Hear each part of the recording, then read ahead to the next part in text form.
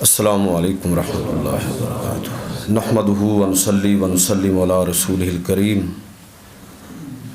اما بعد فاعوذ باللہ من الشیطان الرجیم بسم اللہ الرحمن الرحیم قل ان کنتم تحبون اللہ فاتبعونی یحببکم اللہ صدق اللہ مولانا العظیم وصدق رسولہ النبی الکریم الامین ونحن علی ذالک من الشاہدین والشاکرین والحمد للہ رب العالمین۔ انتہائی واجب الاحترام سامعین و حاضرین، سب سے پہلے تو میں آپ سب احباب کو آج کے اس مبارک دن کی مناسبت سے مبارکباد پیش کرتا ہوں۔ یہ اللہ پاک کی خصوصی اس ذات کا خصوصی کرم اور فضل ہے کہ لوگ انتظار کرتے رہے اور یہاں سے رخصت ہو گئے، خوشخبریاں دیتے رہے، خواہش کا اظہار کرتے رہے، لیکن ہم وہ خوش نصیب ہیں کہ جنہیں انتظار نہیں کرنا پڑا، بلکہ ہم اس دور میں پیدا ہوئے جب اللہ کے رسول کی رحمتیں موسلا دھار بارش کی طرح برس رہی پوری دنیا کے اوپر، مسلمانوں پر، اہل ایمان پر۔ میں نے جو آیت مقدسہ آپ کی خدمت میں تلاوت کی ہے، اس کی تھوڑی سی وضاحت اور توضیح آج کی اس نشست کے اندر عرض کرنا چاہوں گا۔ گزشتہ جو دو جمعے جو ہیں وہ بھی اسی موضوع پر میں نے اپنی گزارشات پیش کی ہیں، محبت رسول صلی اللہ علیہ وسلم، اور آج بھی خاص 12 ربیع الاول کی مناسبت سے چند باتیں اسی تناظر میں آپ احباب کی خدمت میں عرض کرنا چاہتا ہوں۔ اللہ تعالیٰ نے قرآن مجید فرقان حمید کے اندر جو اہل ایمان کی ایک خوبی ذکر فرمائی وہ یہ ہے کہ والذین آمنوا اشد حبا للہ، کہ جو ایمان والے ہیں وہ اللہ سے شدید محبت رکھتے ہیں، اللہ سے محبت رکھتے ہیں، اور محبت اشد حبا للہ، اشدو اس میں تفضیل کا صیغہ ہے کہ بہت محبت رکھتے ہیں۔ اچھا، اس کا سبب کیا ہے؟ اس کا سبب یہ ہے کہ جو شخص اللہ پر ایمان لاتا ہے وہ اس چیز کا شعور بھی حاصل کرتا ہے کہ اللہ کی کتنی نعمتیں اس کو بن مانگے نصیب ہو رہی ہیں، اور کتنی نعمتیں اللہ تبارک و تعالیٰ کی اس پر برس رہی ہیں، اس دنیا کی صورت میں، اس میں اپنے وجود کی صورت میں، اس کے گرد و نواح کے اندر اللہ کی کتنی نعمتیں ہیں جو اس پر ہجوم کر رہی ہیں۔ جتنا یہ شعور انسان کو ملتا ہے کہ اللہ کا اس پر کتنا فضل اور کرم ہے، اتنی ہی اللہ سے محبت بڑھتی چلی جاتی ہے۔ یہ اللہ سے محبت کا سبب اور وجہ ہے۔ اچھا، اس میں اگر یہ چیز بھی ہم ایڈ کر لیں کہ اللہ رب العزت نے انسان پر اتنی نعمتیں کی ہیں کہ کوئی انسان ان کو گن نہیں سکتا۔ وَإِن تُعُدُّوا نِعْمَتَ اللَّهِ لَا تُحْصُوهَا، کہ اگر تم اللہ کی نعمتوں کو گننا چاہو تو نہیں گن سکتے۔ ان بے شمار بے حساب نعمتوں کا اللہ نے بطور احسان کے کبھی تذکرہ نہیں کیا، صرف ایک نعمت کا تذکرہ کیا ہے۔ ہزاروں، لاکھوں، کروڑوں، اربوں نعمتوں میں سے کسی نعمت کو نہیں جتلایا، لیکن ایک نعمت جب عطا فرمائی تو فرمایا کہ لَقَدْ مَنَّ اللَّهُ عَلَى الْمُؤْمِنِينَ إِذْ بَعَثَ فِيهِمْ رَسُولًا، کہ بے شک اللہ نے اہل ایمان پر یہ احسان کیا ہے، مہربانی فرمائی ہے کہ اپنا محبوب ان کے درمیان پیدا فرما دیا۔ یہ نعمت واحد نعمت ہے کہ جس کا احسان اللہ رب العزت نے جتلایا، اور یہ ہمیں بات یاد رکھنی چاہیے کہ اللہ کی جتنی نعمتیں ہیں ان نعمتوں کی جان محمد رسول اللہ صلی اللہ علیہ وسلم۔ اگر ہم نے اس نعمت کی قدر کرنا سیکھ لیا، اگر ہم نے رسول اللہ صلی اللہ علیہ وسلم کی آمد، آپ کی ذات کی صورت میں جو اللہ کا ہم پر احسان ہے، اگر ہم نے اس نعمت کی قدر کر لی تو گویا کہ ہر نعمت کا ہم نے شکر ادا کر لیا۔ اور اگر ہم نے رسول اللہ صلی اللہ علیہ وسلم کی صورت میں ملنے والی اس نعمت کی قدر نہیں کی تو گویا کہ پھر ساری نعمتوں کی ناقدری لازم آئے گی۔ یہ ایک نعمت ہر نعمت کی جان ہے۔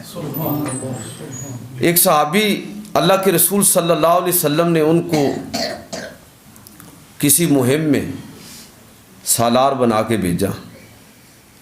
جب وہ اس مہم پر روانہ ہوئے تو امیر لشکر تھے، جماعت ظاہر وہی کرواتے تھے، تو ہر نماز ہر قرات جو بھی پڑھتے آخر میں سورہ اخلاص پڑھتے۔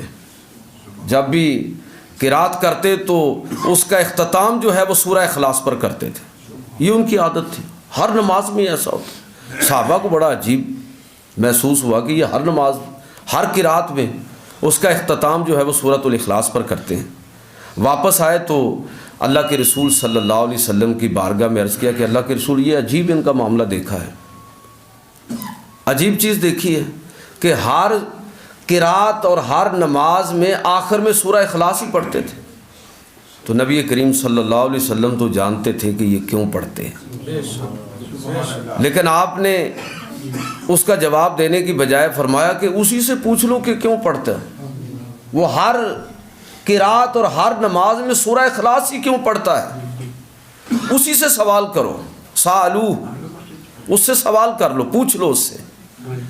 تو پوچھا اس سے کہ بھائی آپ ہر نماز میں یہ سورہ اخلاص کیوں پڑھتے ہیں، ہر نماز ہر قرات کا اختتام اسی صورت پر کیوں کرتے ہیں؟ تو جو انہوں نے آگے سے جواب دیا وہ یہ لِأَنَّهَا صِفَةُ الرحمن، میں اس لیے یہ صورت پڑھتا ہوں کہ اس میں اللہ تعالیٰ کی صفات کا اور ایسی صفات کا تذکرہ ہے کہ جو کسی اور صورت میں نہیں ہے۔ وَأَنَا أَحَبُّ أَنْ أَقْرَأَ بِهَا، اور میری یہ خواہش ہے کہ میں اپنے رب کو انہی اوصاف کے ساتھ یاد کروں۔ وہ اوصاف کیا ہے؟ وہ اوصاف کیا ہے؟ قُلْ هُوَ اللَّهُ أَحَدٌ اللَّهُ الصَّمَدُ لَمْ يَلِدْ وَلَمْ يُولَدْ وَلَمْ يَكُنْ لَهُ كُفُوًا أَحَدٌ۔ وہ بے نیاز ہے، وہ کسی کا باپ نہیں ہے، کسی کا بیٹا نہیں ہے، وہ سب سے طاقتور ہے، سب اس کے محتاج ہیں، ہر عیب سے پاک ہے۔ میں اپنے رب کی ایسی صفات کو اس صورت کے اندر پاتا ہوں کہ جو کسی اور صورت کے اندر نہیں ہے، اس لیے مجھے یہ صورت پڑھنا بڑا پسند ہے۔ جب انہوں نے یہ کہا تو نبی کریم صلی اللہ علیہ وسلم نے فرمایا کہ جاؤ اسے خوشخبری دو، اسے بتا دو کہ جس رب کی صفات وہ ان اوصاف کے ساتھ کرنا پسند کرتا ہے، وہ رب بھی اس سے اسی طرح محبت کرتا ہے۔ تو جو جس سے جس انداز میں محبت کرتا ہے۔ ایک صحابی نبی کریم صلی اللہ علیہ وسلم کی بارگاہ میں حاضر ہوئے، عرض کیا اللہ کے رسول قیامت کب آئے گی؟ فرمایا ما آت لہا، قیامت کا پوچھ رہے ہو، یہ بتاؤ کہ تم نے اس قیامت کی تیاری کیا کر رکھی ہے، کیا تیاری کی ہے؟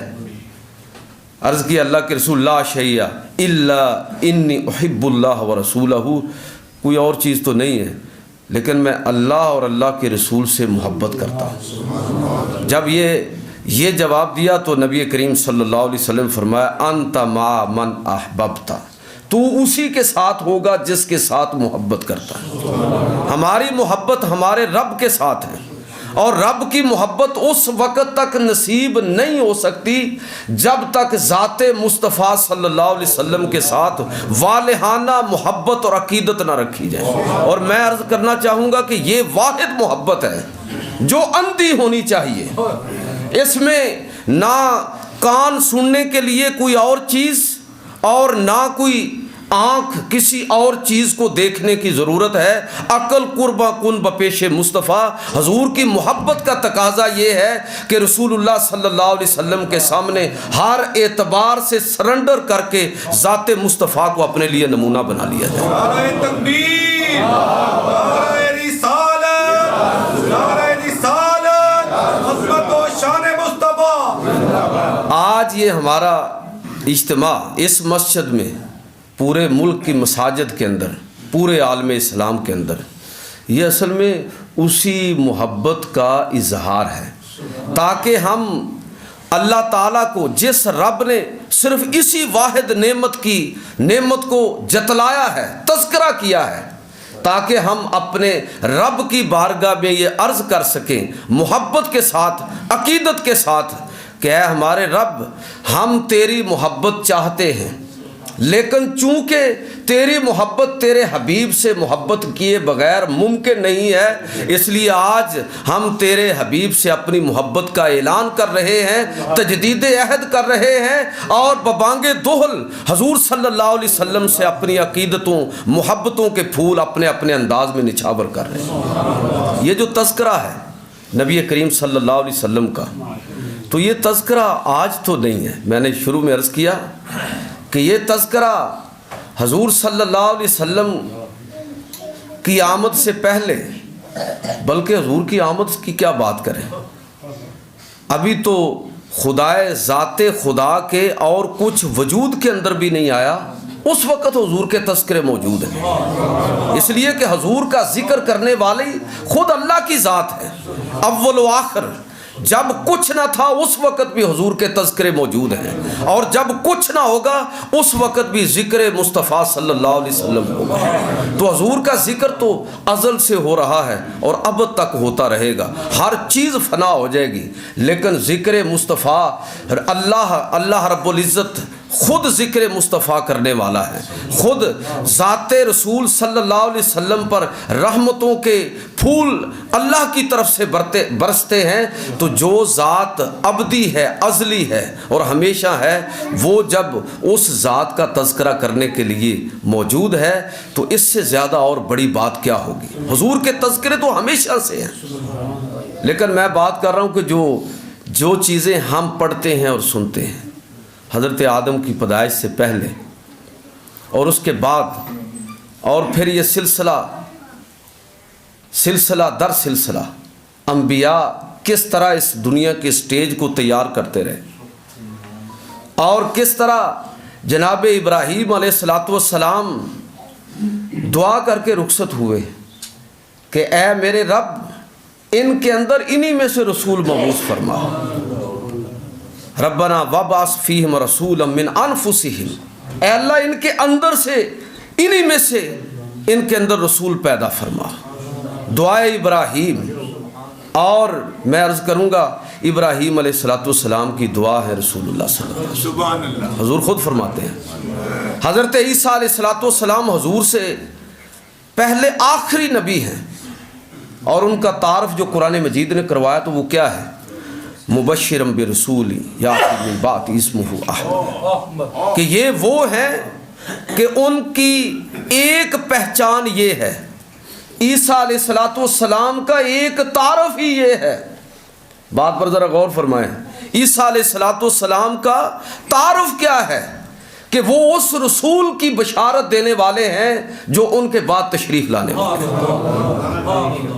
تو بشارت، آپ عیسیٰ علیہ السلام کی بشارت بھی ہیں، اور اس کے بعد تاریخ کے اوراق کو پلٹ کر دیکھیے، بحیرہ راہب بھی آپ کا انتظار کر رہا ہے، ورقہ بن نوفل بھی آپ کا انتظار کرتے کرتے آخری عمر کو پہنچے ہیں، اور جب حضور نے اعلان نبوت فرمایا، حضرت خدیجہ الکبریٰ رضی اللہ تعالی عنہ ان کے پاس حضور کو لے کر گئیں، تو اس وقت حسرت کے ساتھ کہنے لگے کہ افسوس، میں آپ پر ایمان لاتا ہوں، لیکن افسوس کہ میں عمر کے اس حصے میں ہوں، کاش جب آپ کی امت اور آپ کے خاندان اور قبیلے کے لوگ آپ کو یہاں سے مکہ سے نکال دیں گے اور آپ کو مکہ سے ہجرت پر مجبور کریں گے، کاش میں اس وقت تک زندہ ہوتا تو آپ کی مدد اور نصرت کرتا۔ تو وہ بھی اس چاہت کے اندر زندگی بسر کی۔ حضور سید عالم صلی اللہ علیہ وسلم، کتنے لوگ ہیں کہ جو حضور صلی اللہ علیہ وسلم کے انتظار کے اندر، پوری کتابیں ہیں، میں صرف اشارتاً ایک آدھ بات عرض کر کے آگے نکلنا چاہتا ہوں کہ پوری دنیا حضور کے انتظار کے اندر۔ حضرت سلمان فارسی رضی اللہ تعالیٰ عنہ کا واقعہ بڑا ایمان افروز ہے، طویل واقعہ ہے، اس کا آخری حصہ یہ ہے کہ جب آپ بکتے بکاتے اور تعلیم، شعور اور علم کی منزلیں طے کرتے ہوئے غلامی کی زندگی بسر کرتے ہوئے جب ایک راہب کے پاس پہنچے جو ان کے تیسرے استاد تھے، تو انہوں نے کہا کہ میں اب جا رہا ہوں، لیکن تمہیں ایک نصیحت کرتا ہوں، آخری نبی کے ظہور کا زمانہ بالکل قریب ہے، اگر تمہارے لیے ممکن ہو تو تم اس نبی کے زمانے کو اگر پاؤ تو اس سے بڑی سعادت تمہارے لیے کوئی نہیں ہو سکتی۔ کہا کہ کہاں پاؤں؟ پوری نشانیاں بتائیں کہ وہ زمین ایسی ہوگی، اس کا حدود اربع یہ ہوگا، اور کھجوروں کا دیس ہوگا، ساری نشانیاں ذکر کی۔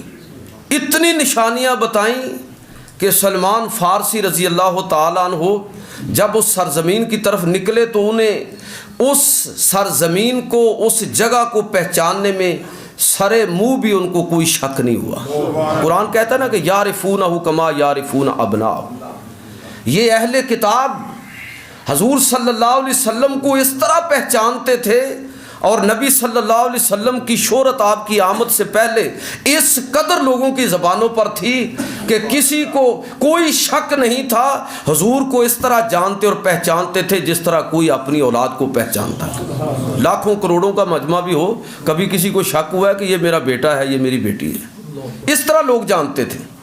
اتنی شہرت آمد رسول صلی اللہ علیہ وسلم سے پہلے، اتنی شہرت۔ تو میں عرض یہ کر رہا ہوں کہ جب یہ سفر انہوں نے شروع کیا یثرب کی سرزمین کے اندر کی طرف، تو بدقسمتی سے قیدی بنا لیے گئے، بیچے گئے۔ لیکن کہتے ہیں خود اپنا انہوں نے واقعہ بیان کیا کہ جب میں بکتا بکاتا، میری خوش نصیبی کہ مجھے آخری آدمی جس یہودی نے خریدا وہ مدینہ کا رہنے والا تھا۔ جب میں نے وہ جگہ دیکھی تو میری تسلی ہو گئی، اور اب میں دن رات اسی انتظار میں تھا کہ کب وہ آخری پیغمبر ظہور ہوتے ہیں اور کب وہ تشریف لاتے ہیں کہ میں ان کی زیارت کروں اور ان پر ایمان لاؤں۔ سیرت نگار لکھتے ہیں کہ جب حضور صلی اللہ علیہ وسلم کی آمد کا چرچا ہوا کہ حضور نے مدینہ کی طرف ہجرت فرما لی ہے اور اب آپ کسی بھی لمحہ پہنچے چاہتے ہیں، تو حضرت سلمان فارسی کہتے ہیں کہ میں اپنے مالک کے باغ کے اندر گوڈی وغیرہ کرتا تھا، تو میں بار بار کھجور کے تنے پر اوپر چڑھ کے دیکھتا تھا کہ دیکھوں کہاں تک پہنچے ہیں اللہ کے رسول صلی اللہ علیہ وسلم۔ یہ انتظار ان لوگوں کو، کہتے ہیں کہ بالآخر جب یہ شور اٹھا کہ اللہ کے رسول مدینہ کے اندر قدم رنجہ فرما چکے ہیں، تو میں دوڑتا ہوا، جو نشانیاں مجھے بتائی تھی اس راہب نے، وہ نشانیاں ذہن میں رکھ کر میں حضور صلی اللہ علیہ وسلم کی بارگاہ میں حاضر ہوا، اور مجھے اس راہب نے بتایا تھا کہ وہ اس پیغمبر کی نشانی یہ ہے، تحفہ قبول کرے گا، صدقہ خود نہیں کھائے گا، دوسروں میں بانٹ دے گا، اور اس کی دونوں شانوں کے درمیان مہر نبوت ہوگی۔ کہتے ہیں کہ میں جب گیا تو میں کھجوریں لے گیا، پیش کی اور عرض کیا کہ یہ صدقہ ہے۔ میں دیکھنے لگا کہ اب حضور کیا فرماتے ہیں، کیا کرتے ہیں، تو کہتے ہیں کہ اللہ کے رسول نے لوگوں میں تقسیم کر دی، خود نہیں کھائیں، تو میں سمجھ گیا کہ ایک نشانی پوری ہو گئی۔ میں واپس آ گیا، پھر دوبارہ موقع ملا کام سے، دوبارہ کھجوریں لے کر حاضر ہوا، عرض کی اللہ کے رسول یہ ہدیہ ہے۔ نبی کریم صلی اللہ علیہ وسلم نے خود بھی نوش فرمائی اور لوگوں کے اندر بھی تقسیم کر دی۔ میں نے سمجھ لیا کہ دوسری نشانی بھی پوری ہو گئی، اور کہتے ہیں کہ میں نے سوچا کہ تیسری بھی آج ہی دیکھ لوں، پھر پتہ نہیں کب موقع ملے، تو میں بار بار نبی صلی اللہ علیہ وسلم کے ارد گرد چکر کاٹنے لگا۔ حضور صلی اللہ علیہ وسلم نے اپنے شانہ مبارک پر چادر رکھی ہوئی تھی، جب آپ نے مجھے اس انداز میں، والہانہ انداز میں طواف کرتے ہوئے دیکھا تو فرمایا کہ کیا دیکھنا چاہتے ہو؟ حضور صلی اللہ علیہ وسلم اللہ کی طرف سے عطا کردہ علم جو آپ کو اللہ نے عطا کیا، خدا کا علم، خدا کا عطا کردہ علم، اس کی روشنی میں آپ لوگوں کے دلوں کے حالوں کو بھی جانتے تھے۔ علم اللہ نے دیا ہے، لیکن مصطفیٰ کریم صلی اللہ علیہ وسلم کا علم کس قدر ہے. تو نبی کریم صلی اللہ علیہ وسلم حضرت سلمان فارسی خود کہتے ہیں کہ حضور صلی اللہ علیہ وسلم نے جب مجھے دیکھا فَأَلْقَى إِلَيَّ رِدَاءَهُ، حضور نے چادر اتار کے میری طرف پھینکی اور فرمایا انظر إِلَى مَا أُمِرْتَ بِهِ، جو راہب نے تمہیں کہا تھا وہ دیکھ لو، وہ دیکھ لو. چنانچہ کہتے ہیں کہ میں نے دیکھا اور وہ مہر نبوت موجود تھی، حضور کی ذات پر ایمان لائے.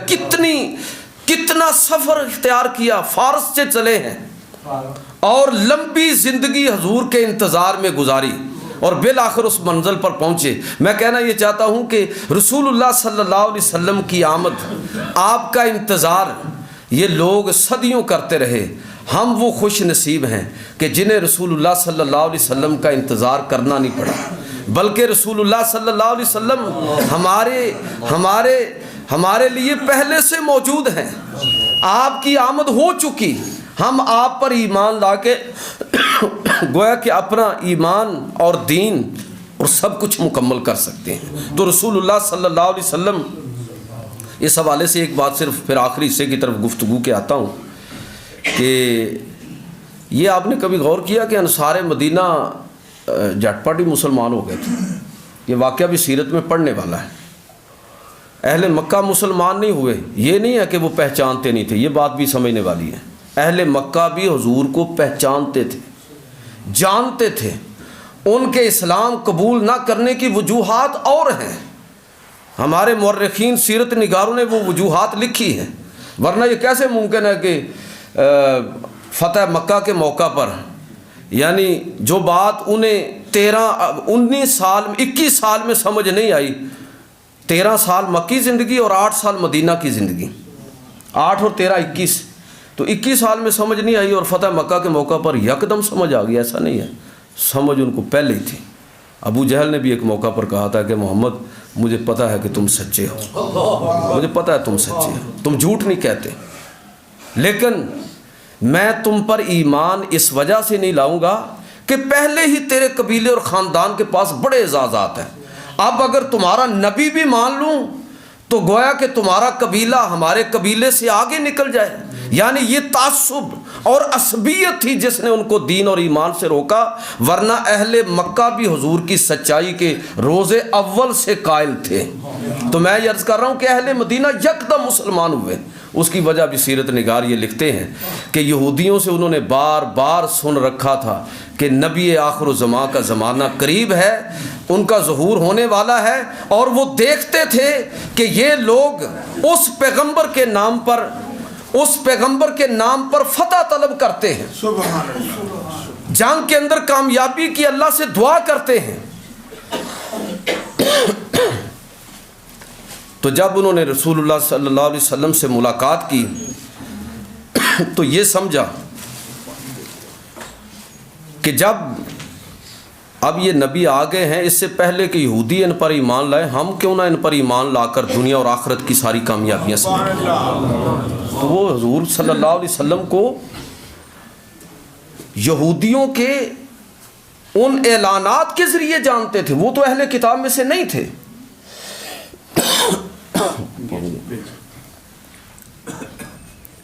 میں عرض یہ کرنا چاہتا ہوں کہ آج ضرورت اس امر کی ہے کہ میں اپنی گفتگو کے آخری حصے کی طرف آ رہا ہوں. ضرورت اس امر کی ہے کہ آمد مصطفیٰ صلی اللہ علیہ وسلم کا چرچا، آپ کی سیرت، آپ کی زندگی کو اس انداز میں ہم نئی نسل کے سامنے بیان کریں کہ وہ جو میراث ہم سے پاتے ہیں، جو وراثت میں چیزیں ان کو ملیں ہماری اگلی نسل کو، اس میں صرف مال و دولت نہ ہو، جائیداد اور کوٹھیاں نہ ہوں، وہ سماجی معاشرتی سٹیٹس جو اللہ نے آپ کو عطا کیا ہے صرف وہ نہ ہو، بلکہ اس کے ساتھ ساتھ یہ بھی لازم ہے کہ وہ ہم سے محبت رسول صلی اللہ علیہ وسلم بھی وراثت کے اندر پائیں. نعرہ تکبیر، نعرہ رسالت، نعرہ رسالت، آمد مصطفیٰ، آمد مصطفیٰ، مرحبا. اب اگر ہم نئی نسل کو صحیح پیغام دینا چاہتے ہیں تو اس کے 3 پہلو ہیں. ایک تو یہ ہے کہ نبی کریم صلی اللہ علیہ وسلم سے اگر ہمیں محبت ہے اور ہے، اس لیے کہ اس محبت کے بغیر تو ایمان کا تصور ہی نہیں ہو سکتا۔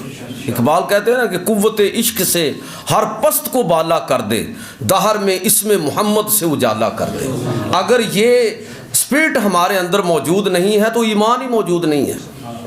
تو لہٰذا اگر وہ محبت ہے اور یقیناً ہے تو پھر اس محبت کو اگلی نسل کی طرف منتقل کیجیے۔ وہ کیسے کریں گے؟ جس سے محبت ہوتی ہے نا اس کا ذکر کثرت سے کیا جاتا ہے۔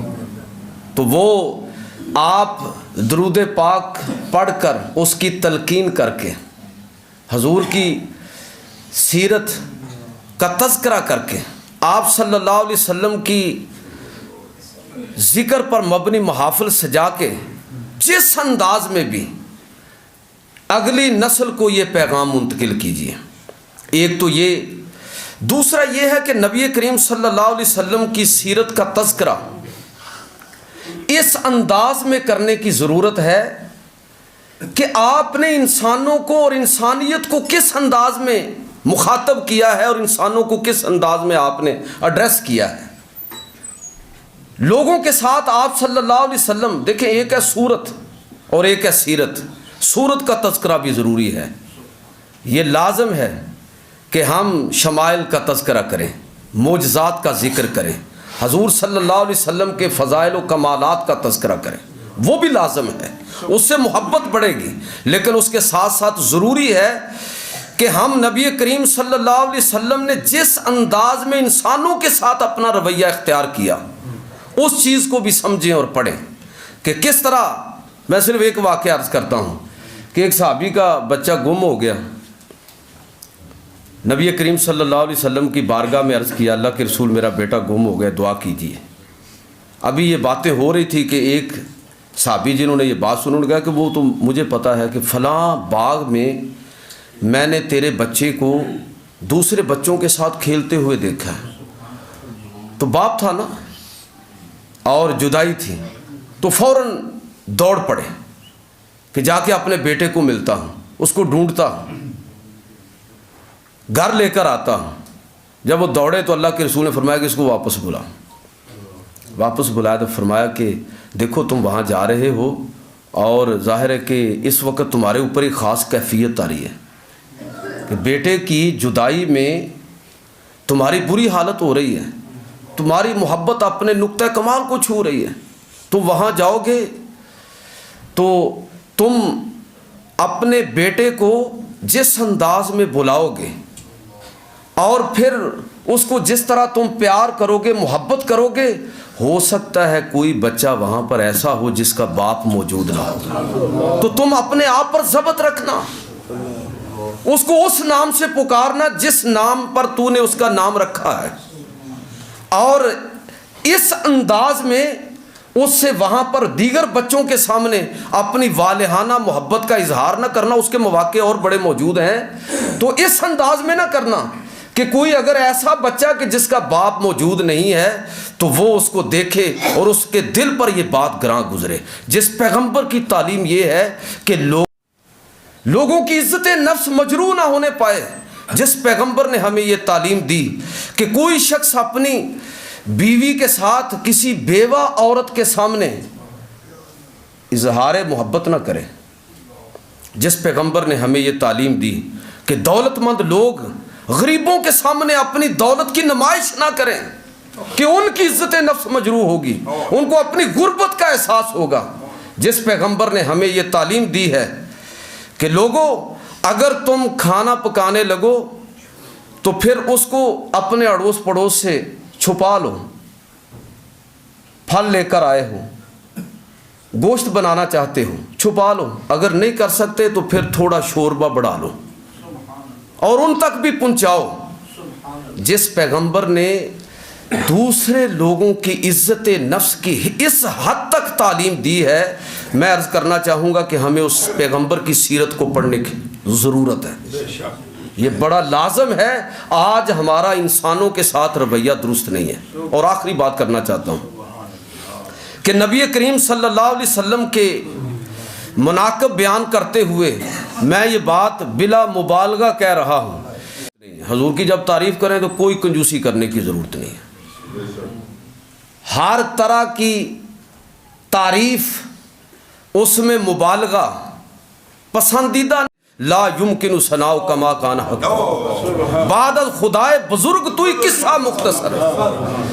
مصطفیٰ کریم صلی اللہ علیہ وسلم کو صرف خدا نہیں کہنا، خدا نہیں کہنا، خدا کے مرتبے پر فائز نہیں رکھنا. خدا خدا ہے اور بندہ بندہ ہے. اللہ کے رسول اللہ کے بندے ہیں، لیکن ایسے بندے کہ عبد دیگر عبدہ چیزیں دیگر، این سراپا انتظار او منتظر. کہ وہ عبد اور ہے، میں اور آپ عبد ہیں. عبد اور ہے جو ساری زندگی اللہ کی رحمت کا انتظار کرتا رہتا ہے، وہ عبد ہے. اور عبدہ وہ ہے کہ اللہ نے اپنے حبیب کو بار بار جو ذکر فرمایا، سبحان الذی اسری بعبدہ، اپنا بندہ. ویسے سارے بندے اس کے ہیں، لیکن رسول اللہ کا جہاں ذکر آیا تو عبد نہیں کہا بلکہ عبدہ کہا، میرا بندہ، اس ذات کا بندہ. تو وہ عبد وہ ہے ساری زندگی اللہ کی رحمت کے انتظار میں رہتا ہے، اور عبدہ وہ ہے کہ اللہ کی رحمت اس کا انتظار کرتی ہے. رسول خدا صلی اللہ علیہ وسلم کی تعریف میں آپ جتنا بھی مبالغہ کریں. علامہ بصیری نے بڑی خوبصورت بات کی. ادب کے لوگ یہاں موجود ہیں، صاحبان علم موجود ہیں. وہ کہتے ہیں کہ دا مدحت النصارى فی نبیہم واحکم بما شئت مدحا فیہ واحتکم. کہ جو نصارہ اپنے نبی کے بارے میں کہتے ہیں، اے مسلمانوں تم وہ نہ کہنا. وہ خدا کہتے ہیں، خدا کا بیٹا کہتے ہیں، تم وہ نہ کہنا. دا مدحت النصارى فی نبیہم، جو نصارہ اپنے نبی کے بارے میں کہتے ہیں وہ نہ کہنا. اس کے علاوہ جو چاہو کہو بالکل حق ہے. نبی کریم صلی اللہ علیہ وسلم کی تعریف اور اس کے اندر مبالغہ کیوں نہ کریں ہم؟ اگر ہم جس سے محبت ہے اس کی خامیاں نہیں ڈھونڈتے، اس کی خوبیوں کی طرف نظر ہوتی ہے. اور حضور صلی اللہ علیہ وسلم کے اندر تو اللہ نے کوئی خامی پیدا ہی نہیں کی، ہر عیب سے آپ کو پاک کیا ہے. اس لیے آج نئی نسل کو جو جدید ٹیکنالوجی اور جدید وسائل اور جدید ایجادات سے واقف ہے، ان کو ہم اللہ کے رسول صلی اللہ علیہ وسلم کی ذات سے متعارف کروائیں گے تو کیسے کروائیں گے؟ اس انداز میں کروائیں گے کہ ہمارے نبی کو یہ اس چیز کا بھی علم نہیں ہے، اس چیز کا بھی علم نہیں ہے، اس چیز کا بھی علم نہیں ہے. نہیں، آپ کو فلاں چیز کی بھی خبر نہیں ہے، آپ کو آگے کا پتہ نہیں ہے، پیچھے کا پتہ نہیں ہے، فلاں چیز کی آپ کا یہ مقام بھی نہیں ہے، یہ مقام بھی نہیں ہے، یہ مقام بھی نہیں ہے. اس انداز میں اس لیے کہ نئی نسل جانتی ہے کہ وہ ایسے آلات سے واقف ہیں کہ اگر وہ نصب کیے جائیں تو زمین کی تہوں میں وہ زمین کے خزانوں کی اطلاع دیتے ہیں، بتاتے ہیں کہ زمین کے پیٹ کے اندر کتنے خزانے کتنی دور ہیں، آسمان کی وسعتوں پر کیا کچھ ہے.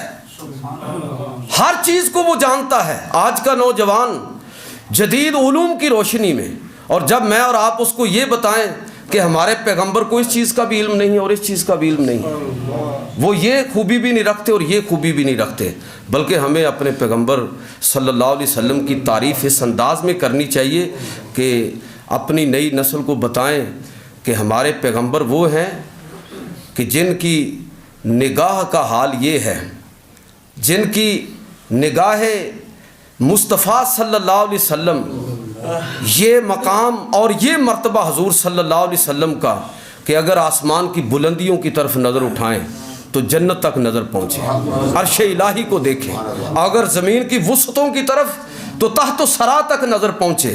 نبی کریم صلی اللہ علیہ وسلم آپ کی نگاہ سے، آپ کی نگاہ پاک سے کوئی چیز چھپی ہوئی نہیں ہے. اللہ رب العزت نے ہر چیز کے پردے حضور کی نگاہ سے اٹھا دیے.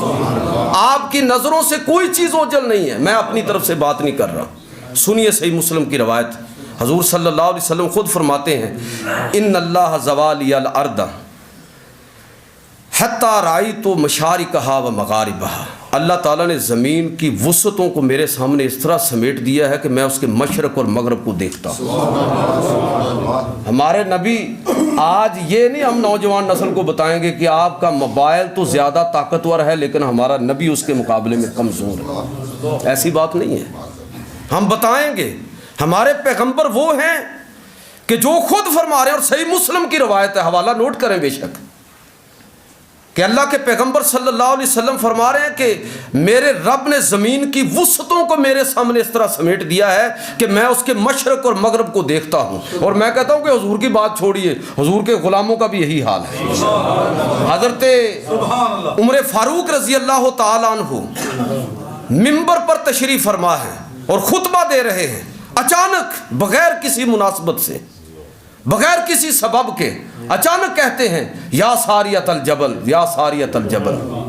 اور حضرت ساریہ 1 مہینے کی مسافت پر دور مدینہ سے رومیوں کے ساتھ جنگ لڑ رہے ہیں. لوگوں کو سمجھنا یہ کیا کہہ رہے ہیں کہ یا ساریہ, اے ساریہ پہاڑ کی طرف دیکھو, پہاڑ کی طرف دیکھو. تو کچھ سمجھ نہیں آئی. 1 مہینے کے بعد جب فاتح لشکر اور اس کی فتح کا پیغام آیا تو تب لوگوں کو بات سمجھ آئی. جب امیر لشکر نے بتایا کہ جب میں جنگ کر رہا تھا تو دشمن نے میری پشت سے حملہ کیا, قریب تھا کہ وہ مجھے روند کر رکھ دیتا اور شکست ہو جاتی. اچانک میں نے آواز سنی کہ مجھے کوئی کہنے والا کہہ رہا ہے اے ساریہ پہاڑ کی طرف دیکھو. تو میں اس آواز پر پلٹا اور دشمن کو شکست دی. یہ حضرت عمر فاروق رضی اللہ تعالیٰ عنہ ہیں جو رسول اللہ صلی اللہ علیہ وسلم کی محبت میں گم ہو جاتے ہیں. اللہ تعالیٰ ان کی آنکھوں سے بھی پردے ہٹا دیتا ہے. تو میں بات کر رہا ہوں کہ نبی کریم صلی اللہ علیہ وسلم نماز پڑھا رہے تھے تو صحابہ میں سے بعض نے کچھ جنبش کی. نماز کے بعد حضور صلی اللہ علیہ وسلم فرمایا, صحیح بخاری کتاب الصلاۃ کی روایت ہے, فرمایا کہ بھائی نماز سکون سے پڑھا کرو, حرکت نہ کیا کرو. لوگ حیران ہوئے کہ آپ نماز پڑھا رہے تھے, توجہ بھی دوسری طرف تھی, آپ کو کیسے پتا چلا کہ پیچھے لوگ حرکت کر رہے ہیں؟ یہ سوال اللہ کے رسول صلی اللہ علیہ وسلم نے سوال کو سمجھا, جان لیا اور اس کا جواب بھی دیا. فرمایا, صحیح بخاری کے الفاظ حضور نے فرمایا واللہ فواللہ ما یکفی علیہ خشوعکم و رکوعکم انی لا اراکم من وراء ظہری. خدا کی قسم تم اپنے جسم کی بات کر رہے ہو, حرکت کی بات کر رہے ہو, تمہارا خشوع اور تمہارا رکوع کوئی چیز بھی مجھ سے اوجل نہیں ہے. میں جس طرح سامنے دیکھتا ہوں پشت کے پیچھے بھی دیکھتا ہوں. میں جس طرح سامنے دیکھتا ہوں اسی طرح پشت کے پیچھے دیکھتا ہوں. یہ کون کہہ رہا ہے؟ اور میں روایت دوبارہ آپ کو سناتا ہوں. روایت صحیح بخاری کتاب الصلاۃ. مسجدوں کا ماحول یہ بن گیا ہے کہ کچھ آیتیں بریلویوں نے طے کر لی ہیں کہ اس سے آگے پیچھے نہیں ہونا, اور کچھ ہمارے اہل حدیث بھائیوں نے طے کر لی ہیں, اور کچھ ہمارے شیعہ بھائیوں نے طے کر لی ہیں. دین اس طرح بانٹ دیا ہے کہ لوگ رسول خدا صلی اللہ علیہ وسلم کی عظمت سے ہی معاذ اللہ جو ہے وہ بالکل بے بہرا ہو گئے. حالانکہ صحیح بخاری کے اندر روایتیں ہیں. بات لمبی ہو جائے گی. میں کہنا یہ چاہتا ہوں کہ نگاہ مصطفیٰ صلی اللہ علیہ وسلم آپ کا تذکرہ جب ہم کریں گے تو اس طرح نہیں کریں گے کہ ہمارے نبی ان کو تو کچھ پتہ ہی نہیں تھا. وَعَلَّمَكُمْ مَا لَمْ تَكُنْ تَعْلَمُ. اللہ فرماتا ہے کہ اے حبیب ہم نے آپ کو ہر اس چیز کا علم عطا فرما دیا جو آپ نہیں جانتے تھے. قرآن کی آیت ہے, بات ختم نہ ہوگی. تو میں یہ عرض کرنا چاہتا ہوں کہ یہ علم مصطفیٰ ہے, یہ نگاہ مصطفیٰ ہے, یہ اختیار مصطفیٰ ہے کہ نبی کریم صلی اللہ علیہ وسلم کتنا اختیار رکھتے ہیں. اور اختیار دیا کس نے ہے؟ اللہ تعالیٰ نے دیا ہے. خود حضور فرماتے اوتیت مفاتیح خزائن الارض, اللہ نے مجھے زمین کے خزانوں کی چابیاں عطا فرمائی. اب اگر کوئی نبی کریم صلی اللہ علیہ وسلم کا وسیلہ دے کر آپ کی ذات کو اللہ کی بارگاہ میں بطور وسیلہ پیش کر کے اللہ سے درخواست کرتا ہے تو کیسے ممکن ہے کہ اللہ جو اس بات کا تقاضا کرتا ہے اور اہل ایمان کی خوبی بیان کرتا ہے کہ وہ لوگ ہیں اشد حباً للہ, اللہ سے شدید محبت کرنے والے ہیں, اور محبت کا طریقہ اور رستہ یہ بتایا کہ میرے محبوب سے محبت کرو گے, میرے محبوب کی اطاعت کرو گے, فرما برداری کرو گے. جب ان کی محبت تمہارے دلوں میں پیدا ہوگی تو پھر میں تمہیں اپنی محبت بھی نصیب کر دوں. تو جب کوئی شخص اس انداز میں رسول خدا صلی اللہ علیہ وسلم کو وسیلہ بنائے گا؟ کیسے ممکن ہے کہ وہ شخص محروم رہ جائے؟ اور میں آخری بات کر کے اپنی گفتگو کو ختم کرتا ہوں کہ مقام مصطفیٰ صلی اللہ علیہ وسلم کو آج کے دور میں اور زیادہ بیان کرنے کی ضرورت ہے۔ پروفیسر مراد علی گوندل صاحب، ڈاکٹر زاہد احمد شیخ صاحب اور دیگر بہت سارے احباب، میرے صاحبان علم جو علم اور ادب سے گہری وابستگی اور دلچسپی رکھنے والے لوگ موجود ہیں، یقین کیجئے کہ آج کے دور میں پہلے کی نسبت زیادہ ضرورت ہے، اس لیے کہ اہل مغرب نے بہت اچھی طرح جان لیا ہے کہ مسلمانوں کی اصل طاقت جو ہے وہ محبت رسول صلی اللہ علیہ وسلم ہے۔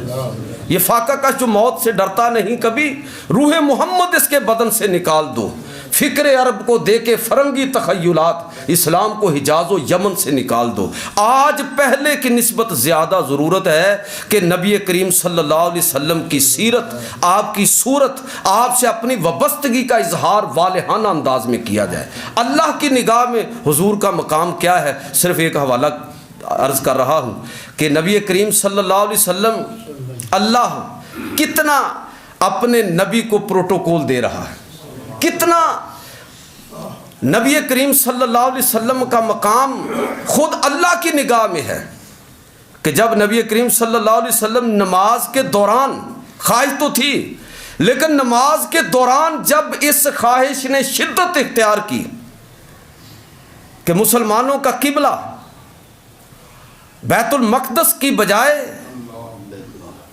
بیت اللہ ہونا چاہیے، نماز کے دوران جب اس خیال نے شدت اختیار کی، تو اگر نماز کے بعد قبلے کی تبدیلی کی کوئی آیت نازل ہو جاتی اور حکم نازل ہو جاتا تو ٹھیک ہی تھا، لیکن دیکھیے مقام مصطفیٰ کیا ہے۔ جب یہ جذبات کی شدت ہوئی، سورۃ البقرہ کے اندر اللہ رب العزت فرماتا ہے قد نرا تقلب وجہک فی السماء، اے پیارے حبیب ہم نماز کی حالت میں آپ کے چہرہ اقدس کو بار بار آسمان کی طرف اٹھتا ہوا دیکھ رہے ہیں، اور اب ہم اس کو مؤخر نہیں کریں گے، جتنی نماز ہو چکی اب باقی کے لیے یہ ہے فَلَنُوَلِّيَنَّكَ قِبْلَةً تَرْضَاهَا، اب آپ کا رخ اسی جانب ہوگا جس کو آپ پسند کرتے ہیں۔ چنانچہ عین نماز کی حالت میں اللہ رب العزت کی طرف سے حکم نازل ہوا کہ اے پیارے حبیب صلی اللہ علیہ وسلم اب آپ اپنے چہرہ اقدس کو بیت اللہ کی طرف پھیر لیجیے۔ جس رب کا مقام، جس نبی کا مقام اپنے رب کی بارگاہ میں اس قدر ہو، اس نبی کے چرچے نہ کیے جائیں تو کیا کیا جائے؟ آج ضرورت ہے پہلے کی نسبت زیادہ کہ مغرب اور مشرق کے اندر یہ سازش ہے کہ کسی طرح مسلمانوں کے دل سے نبی کی محبت کو نکالا جائے، تو یہ سازش اس کو سمجھنے کی ضرورت ہے۔ اقبال نے کہا تھا نا کہ جس ساز کے نغموں سے حرارت تھی دلوں میں، محفل کا وہی ساز ہے بیگانہ مضراب۔ آج ضرورت ہے کہ ہم حضور صلی اللہ علیہ وسلم کی سیرت، آپ کی صورت، آپ کے کردار، آپ کے افکار اور نظریات کو عام کریں اور اپنی زندگیوں پر اس کو نافذ کریں۔ آج میلاد کا پیغام یہ ہے، حضور سے محبت ہے تو پھر حضور جیسا بننے کی کوشش کیجئے، آپ کے رنگ کے اندر اپنے آپ کو رنگنے کی کوشش کیجئے۔ کمی بیشی رہ گئی جس طرح آپ نے سنا تو امید ہے حضور کی شفاعت نصیب ہوگی۔ اللہ تعالیٰ مجھے اور آپ کو عمل کی توفیق عطا فرمائے۔